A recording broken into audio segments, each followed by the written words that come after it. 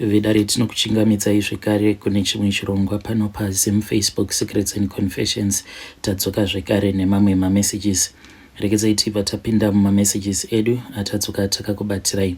Message yedu yekutanga yakamira sekudai so: hanzi makadi zvenyu mukoma, ndinokumbirawo kuti muke muchindiposterawo nyaya yangu makaviga chitupa changu.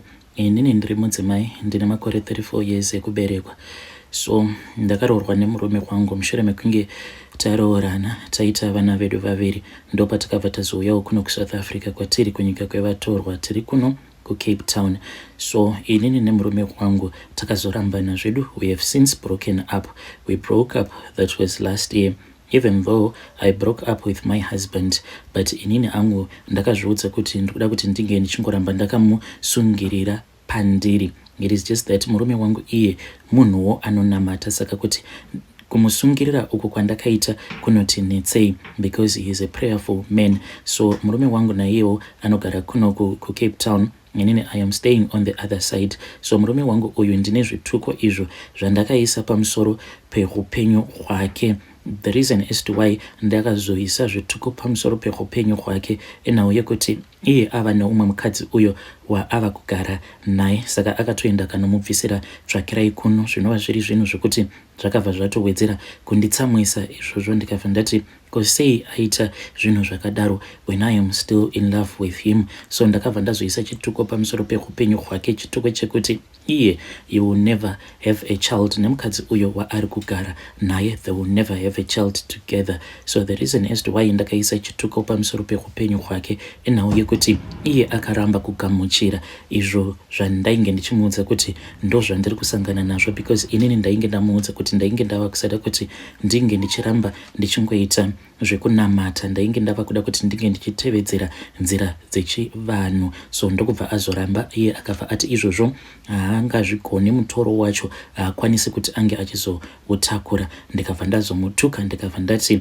iwe kunyange zvikanzi warara nevakadzi 1,000 of women ziva kuti you will never be able to have a child with any other woman. Ndikabva ndati ivavo vana vedu vaviri vatakazvara vose unofanira kuti unge uchiziva kuti ndo vachazongova vana vako ivavo kuzonosvika uchizonofa.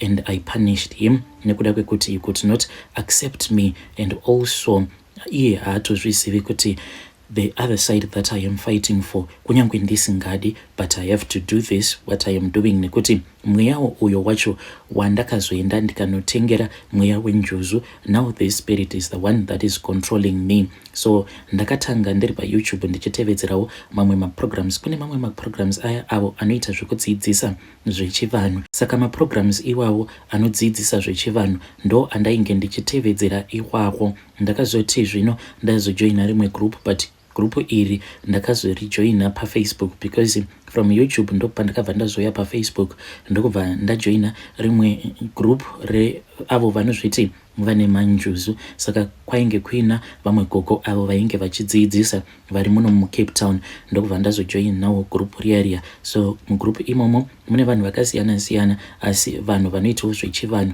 Zvino ndakati ndava mugroup muyamya ndokubva ndazotanga kutaura neumwe admin, and admin iye naiyewo ari muno muCape Town. So iye anoita zvekun'anga. Ndokubva ndazomuudza kuti inini ndine dzimwe hope idzo dzandinogara ndichingorota. Hope idzi ndakatanga kudzirota even pandainge ndichiri kuchikoro, ndichimuudza kuti pose pandinorota hope idzi dzimwe nguva ndinenge nditori mumadziva. Madziva andinenge ndichitoona kutoti awa madziva anoyera, saka ndinenge ndirimo mumadziva muya ndichitotamba nenjuzu uye zvekare swimming with fish. Hove dzekuti dzinenge dziine macolors akasiyana siyana, fish dzinenge dziine makala blue, emerald green uye zvekare negold colored fishes. So mushure mekunge ndataura naye iye akabva azonditi izvi zvainge zvichireva izvo zvichidudza kuti pandiri painge paine shavi renjuzu. Ndokubva azoti zvino shavi iri renjuzu iro rainge richifanira kuti ringe richizogadzirwa, sezvo zvainge zvichirakidza kuti shavi racho iroro renjuzu rainge richida kuti ringe richizondipa pfuma. So akabva azonditi zvino kuti unge uchingogadzira shavi iri renjuzu pasina hama dzako zvinoti netsei. Akabva ati unofanira kuti unge uchiudza vehukama, kana waudza vehukama then vehukama ndo vanofanira vanofanira kuti vange vachizofamba newe mobva mazotanga kubvunzira akabva azonditi but unofanira kuti munge muchienda mudzin'anga at least kana mukaenda mudzin'anga 4 dzakasiyana then kana kuri kunzi kwose kwamunenge maenda kana mukaudzwa kuti zveshuwa iwewe une shave renjuzu then robva rachizogadzirwa shave iroro. Saka ndakabva ndazoudza baba vangu, ivo baba vangu vainge vachingoti aiwa ndichafamba newe mwanangu, ndichafamba newe, nekuti kunyange gogo vako vainge vainaro shave racho iroro renjuzu but unfortunately baba vangu vakazongoramba vachingopostpone until the following year. That was when he passed away. Baba vangu vakazofa ivo mainge muri mugore ra 2019. Mushure mekunge baba vangu vashaika, I struggled honestly mu marriage mangu. Things were really hard. Ndaingoti kana ndikangorota njuzu iya ichiratidza kuti inenge ichiuya kwandiri yakatsamwa, then nemurume taibva tatotukana. Sometimes taikwanisa kutotukana apa tinenge tatopedza kutogadzirira kuti tinge tichipinda mumotikari tichienda kuchurch, but murume aibva atongotanga kupopota, then you will just say kana uchida kuenda kuchurch enda wega. So life was beginning to become very hard for me. Uye zvekare ndainge ndichiti kana ndikada kutaura nemurume wangu kuti inini sei zvawakaudzwa sezvandakakuudza kuti pandiri ipo pane shave renjuzu, zvimwe kuda njuzu idzi ndo dziri kukonzeresa kuti muno mumba mungogara muine bopoto. Tarira uone kuti kubva zvandakatanga kuziva kuti pandiri pane shave renjuzu tava kungogara tichingonetsana. Ko wadii wambofamba neni sezvo ndiri mukadzi wako? But iye he was resisting me because iye him being a Christian ainge achiramba achiti izvozvo semakristu atingamboiti zvemamarine spirits. So ndokubva taramba tichingonetsana paya. Ndakabva ndazojoina rimwe group out of desperation. Ndainge ndava kungogara ndichingotsvakana magroup eng'anga uye zvekare magroup evanhu avo vanoita zvekudzidzisa zvechivanhu. Ndo pandakabva ndazojoina rimwe group, but group iri ndere munomo muCape Town. Vazhinji varimo mugroup imomo, vanhu vacho vari munomo muCape Town. Ndokubva ndazotanga kutaura neumwe admin wachowo naiyewo inyanga. Ndokubva ndaramba ndichingomuudza hope dzose idzo dzandainge ndichisangana nadzo. Akabva andiudza zvekare kuti ndainge ndichifanira kuti ndinge ndichiita zvinhu izvi in a proper way, otherwise njuzu idzi kana ndainge ndichazongodzigadzira ndiri ndega without the knowledge of my family, njuzu idzi dzaikwanisa kuzondikanganisa kumberi uko. Then ng'anga iyaya ikabva yati ndiri kuona kuti iwewe chawava kurwidzana nacho pari zvino wava kungorwidzana nekuti dai wakwanisa kungowana mari, wakwanisa kungopiwa mari nadzo njuzu idzi. But let me tell you kuti hakuna njuzu inofamba iri yoga. Njuzu iyo kuti inge ichikwanisa kuzokushavira inofanira kutoti inge ichifamba but inenge ichitotungamirirwa nemudzimu wako. Saka ndakangoramba ndichingotaura nayo ng'anga iyaya, but ndikatoona kutoti zvose zvaainge achitondiudza zvainge zvisina kana sense yazvainge zvichingomeka kwandiri, because on the ground ndainge ndava kurota zvino njuzu dziya dzichiuya kwandiri masikati kana kuti manheru dzichindiudza kuti ndainge ndichifanira kuti ndinge ndichitenga jira reblue, jira regold nemamwe machira. Ndokubva ndatenga machira aya uye zvekare ndo pandakabva ndazongoboyekana mushure mekunge ndatumidzira zvinhu zviya zvandainge ndatenga mugroup. Vanhu ndokubva vatanga kundishoropodza vachinditi zvandainge ndaita zvainge zvisirizvo, ndainge ndava kusatevedzera gwara rinofanira kuti ringe richitevedzerwa kana munhu afunga kuti unge uchiita zvechivanhu. So ndakabva ndazoexita group riya. Mushure mekunge ndaexita pane umwe akabva azoya kuinbox kwangu akabva ati naiyewo ainge akakwanisawo kuita izvozvo zvemanjuzu ari ega nekuda kwekuti hama dzake dzainge dzakaramba kuti dzinge dzichimubatsira. Ndopa akabva azondiedha kune rimwe group. Ndakati ndaedwa kugroup kuya ndopa ndakabva ndatotanga kutotaura nevamwe vakadzi. Saka mugroup umo makangozara vakadzi, hatina hedu kuwanda, we are only 30 in that group. Ndokubva umwe noumwe atotanga kutondipa testimony yake yekuti upenyu hwake paainge akatanga kuita izvo zvechivanhu zvinhu zvakambotanga zvakaoma, but the more yaakaramba achingoshandidzana nayo mweya iyi yekumadziva, upenyu hwake ndokubva watotanga kutosununguka. Saka vainge vava kutondipawo zvevindi zvekuti chingoramba wakashingirira hama zvichaita chete. Of course hama dzako hapana padzingazomboda kuti unge uchikomborerwa nemweya iyi yekumadziva. Saka vanhu ava vaingoramba vachingondishingisa kudzamara vazonditi ndainge ndichifanira kuti ndinge ndichizoenda navo kumadziva kuitira kuti tinge tichizoenda kunoita dinner party yemanjuzu. It was in the middle of 2020. Ipapo ndo pandakajoina group racho iroro. vakadzi vaya vandainge ndichitaura navo mugroup vakabva vazondiudza kuti ndainge ndichifanira kuti ndinge ndichizotenga mazai. Saka ndaitenga mazai angu 6 almost each and every night. Zvinhu izvi ndakazviita for 6 days. Ndaiti kana ndatenga mazai angu 6 aya then ndaibva ndazotaimira murume wangu apo paanenge arara, then ndobva ndazomuka. Ndaiti kana ndamuka ndobva ndatora mazai angu 6 aya ndobva ndazomaisa pasi pemubhedha. Ndaiti kana ndamaisa pasi pemubhedha mazai aya 6 ndaibva ndazorota usiku hwose. Ndairota ndichitamba nenjuzu uye zvekare ndichifamba nadzo njuzu dziya dzichindirakidza pfuma yose iyo yadzainge dzichida kuzondipa. Zvadaro ndaizoti makwana makuseni then ndaibva ndamuka murume wangu asati amuka ndobva ndatora mazai aya ari 6 kudaro ndobva ndazoenda ndobva ndazonomakanda mutoilet, but ndaitanga ndamapwanya ndobva ndamakanda mutoilet ndobva ndaflasha paya. So at that time kubasa uko kwandainge ndichishanda, because ndainge ndichishanda samaid. Murungu wangu mushure mekunge ndaita that process yekurara ndakaisa mazai 6 pasi pemubhedha akabva azotanga kundipa mari yakawanda. Akawedzera mari yangu kusvika ava kundipa 10,500 rands a month, and that was more than what my husband was making. So ndakangoramba ndichingoita rituals zvacho izvozvo, ende ndakabva ndazotanga kurota manje.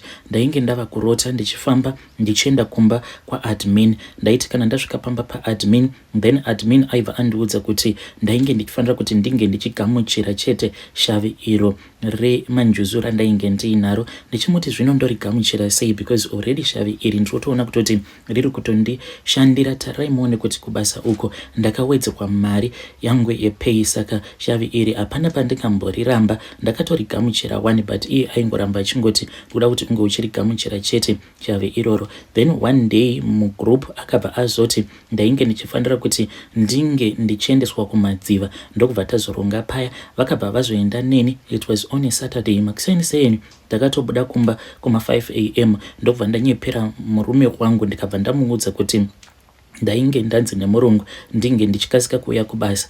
Then he allowed me ndokubva tazoenda kudhamu kuya. Takati tasvika kuya tainge tiine zviyo, tainge tiine rice uye zvekare masweets newine. Ndobva tatotanga kutoita dinner party yedu yekumanjuzu. Tiriko ikoko we were celebrating. Vamwe ndo vakatouya nemotikari dzavo, vamwe vakadzi avo vemugroup imomo. It was the first time ndichisangana navo vamwe vacho, saka vakatouya nemotikari dzavo vachitotenda vana manjuzu nezvose izvo zvavainge vakaitirwa nana manjuzu. Then from there on takati tabvako kumadziva kuya ndo pandakabva ndazotanga kurota.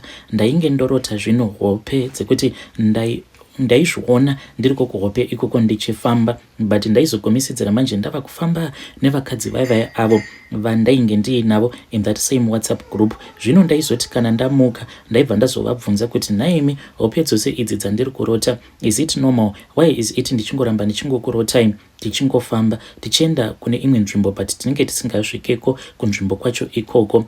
Then vaibva vazondiudza kuti ndainge ndichifanira kuti ndinge ndichingogamuchira. So ndakabva ndazoti one day ndisati ndarara, murume wangu akabva azoti taifanira kuti tinge tichizomuka tichinamata. So pakunamata paya ndo pandakabva ndazongoita kamunamato kekuti vana manjuzu ine hangu ndinokutendai nezvose izvo zvamakandiitira. Saka muzuva ranhasi ndakugamuchirai. Ndakangoti ndangoita kamunamato ikako ndo pandakabva ndazonzwa mhepo iyi yakaita kuvhuvhuta. Then ndikabva ndatonzwa kutoti pamusoro pemba painge paine chamupupuri icho chainge chiripo. Then ndikatoziva kutoti zvainge zvaita zvinoreva kuti vainge vandigamuchira zvekare. Then usiku ihwohwo ndakati ndakarara ndo pandakabva ndatoona kutoti ndainge ndatova kumba kwa admin vegroup iroro rana manjuzu vemuCape Town. Ndakabva ndazovabvunza kuti ko ndainge ndichiitei kumba kwavo. Ndo pandakabva ndaona kuti admin ava even though vainge vari ivo chaivo, because vainge vakarara pamubhedha. Then vakabva vazobvisa mablankets ndokubva ndazoona kuti she was half human half fish from her waist going down, and vainge vatori njuzu. Vakabva vazondiudza kuti inini ndainge ndakasarudzwa nana manjuzu kuti ndinge ndichizova part of their marine spirit. ndokubva vandiudza kuti ndainge ndichifanira kuti ndinge ndichizovapa mari, saka ndokutenga kwacho kwandakaita ikoko shavi iri rinjuzu. From there on nemurume tainge tongoti kana tikanetsana ndobva ndaita chirama, because dzimwe nguva ndaikwanisa kumanifesta ndakarara obva andimutsa ndobva ndaramba. Ipapo ndichimanifesta ndiri kuhope ndainge ndichitozviona ndichitofamba, but tichifamba tainge totageta zvino dzimba dzevanhu vanonamata, nekuti munhu oga oga anonamata pamusoro pemba pake, does not matter kuti anenge achigara mufull house mumukuku kana kuti pai, on top of their roof panenge paine moto uyo unenge uchibvira. So it depends with how much the person prays. Kana ari munhu uya wekuti anenge ari very prayerful, panenge paine rimwe zimoto rinenge richibvira zvekuti it will be very scary for you to approach that house. Asi kana ari munhu uya anenge achingoita kunamata zinyekenyeke, kamoto kacho kanenge kachibvira kanenge kangoita kunge candle. So we will go into those homes, then tobva tazotanga kupa vanhu vaya chikafu chekudya, then those people avo vatinenge tapa chikafu chekudya vakarara vanobva vazotanga kurwara. So ndakabva ndazozama kuti ndinge ndichishandisira murume wangu mimwe mishonga iyo yandainge ndakanzi ndinge ndichimupa, because iye aigara achingonamata. Saka kunamata kwose uko kwaainge achiita ndiko kwainge kuchikonzeresa kuti sometimes ndisazokwanisa kuzadzikisa mhiko dzangu dzemamarine spirits. So murume wangu ndakazoti ndamupa chikafu ndobva azopiwa revelation, akabva azoti kwandiri idyai chikafu ichi, because ndainge ndamupakurira in his separate plate. Ndokubva ndaramba paya, akabva azozviziva kuti ndainge ndazama kuti ndinge ndichimupa mupfuhwira, ndokubva tanetsana paya tikabva tazorambana. So I am now working 100% for the marine spirit. After murume wangu apiwa revelation, then akabva anditi ngatinamatei, otherwise he was going to break up with me. Ndokubva ndaramba, because I knew the consequences. Njuzu idzi dzainge dzichitoya kwandiri dzichitonditi kana ukangonamata chete uchaona zvatichakuita, tichakuurayira vana vako uye zvekare nemurume wako. So akabva azoita move out, neniwo ndokubva ndazongosiya, ndakangosiya zvose mukomanashi, handina kana chandakambotora. Ndokubva ndazonogara kumba kwamaadmin vaya vachinditsvakira kumwe kwekuti ndinge ndichigara, kuzosvika vazondiwanira umwe mukadzi wekuti ndinge ndichigara naye, naiyewo anoita zvemanjuzu. So ndakabva ndazotanga kudzidziswa basa iro ratakanzi tinofanira kuti tinge tichizoita. Saka tinopinda paFacebook nemaghost accounts, then tobva tatanga kutengesa, tobva tatanga kuzvitengesa tichiita sekunge vanhu vanotengesa miviri yavo, but we do not do this nekuti tinenge tichida mari. Tinongotengesa chete because tinenge tichida mari inenge iri muvanhurume. Let's say kana ndikazvitengesa maybe for 400 rands a day, then mari iyoyo inobva yazouya yobva yazotorwa naadmin vaya. Saka iye anokupa imwe mari straight from her own handbag. Handitombozive kutoti mari idzi dzatinopiwa nemaclients edu mushure mekunge vatikecha, mari idzodzo dzinotorwa dzichiendeswa kopi. But mukadzi uyu anotorakidza kutoti muno muCape Town she is one of the powerful leaders veavo vanoita zvemamarine spirits. Hey, vedare ndo message iyo yandakatumidzirwa ichibva kuna vanzvadzi vedu. Zvakangoma hazvo vedu we. Strange things indeed they do happen in this world. Please let us talk about this issue in the comment section.